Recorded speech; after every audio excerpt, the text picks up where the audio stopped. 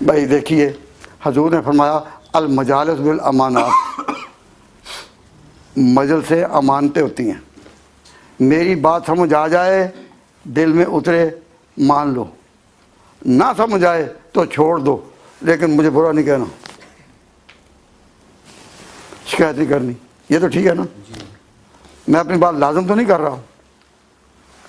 قائد اعظم کی سوچ یہی تھی کہ مسلمان ہونے کا دعویٰ کرنے والے جتنے بھی ہیں ان میں سب سے مائلڈ پوزیشن، نرم پوزیشن میں کون ہے؟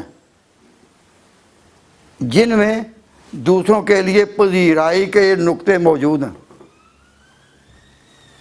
تو قائد اعظم کا اپنا نتیجہ یہ تھا کہ وہ صرف اور صرف دیوبند ہے.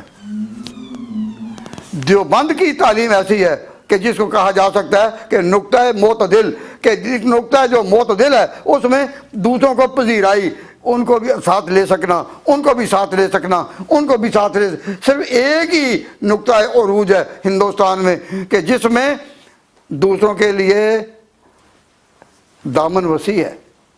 یعنی ایسی انتہا پسندی نہیں کہ ملنا ہی مشکل ہو جائے. اب جو دوسرے کہے گا کہ بھئی ہم یہ کہیں کہ بھئی ان کا نظریہ غلط ہے لیکن ہیں ہمارے بھائی مسلمان ہی ہیں، تو ان کے ساتھ تو ممکن ہے کسی کو پوری صلح بھی ہو جائے.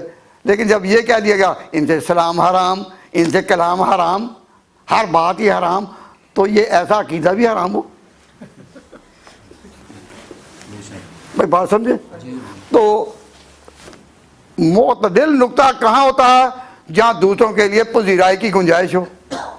تو جب یہ تھا کہ ہم نے پاکستان بنانا ہے، ہم نے پاکستان بنانا ہے اور پاکستان میں ایک قوم ہے اور مسلمان ایک قوم ہے، جب یہ تھا تو یہ فرقہ بندی کے ساتھ یہ نعرہ چل سکتا تھا؟ نہیں. تو قائد اعظم نے پھر کیا کیا؟ کہاں پہنچے؟ دیوبند.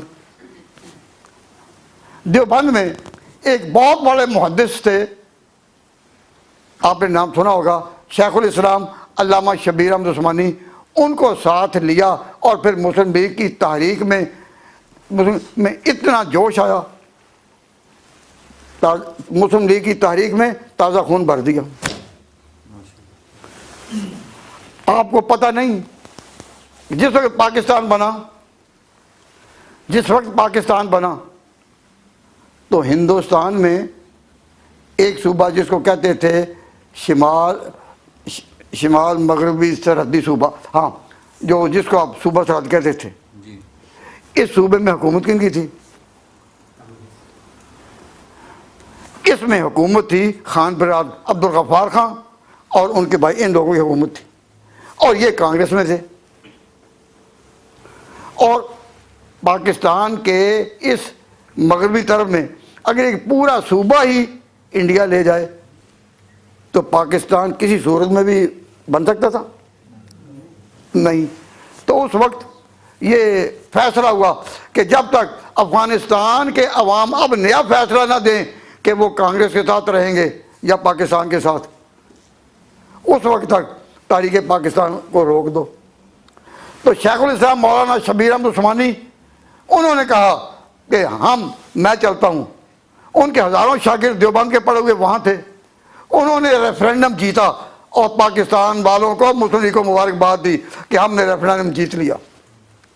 قائد اعظم نے مبارکباد دی اور اپنے طور پر یہی سمجھا کہ دیوبند میں اتنا اعتدال ہے، نقطہ اعتدال، پذیرائی ہے کہ دوسروں کے ساتھ یہ افراد و تفرید کی پالیسی سے، انتہا پسندی کی پالیسی سے بچ کر ایک آواز دے سکتے ہیں. اور اگر ایک قوم جمع ہو سکتی ہے تو علماء دیوبند پر ہو سکتی ہے. کن کا احساس تھا؟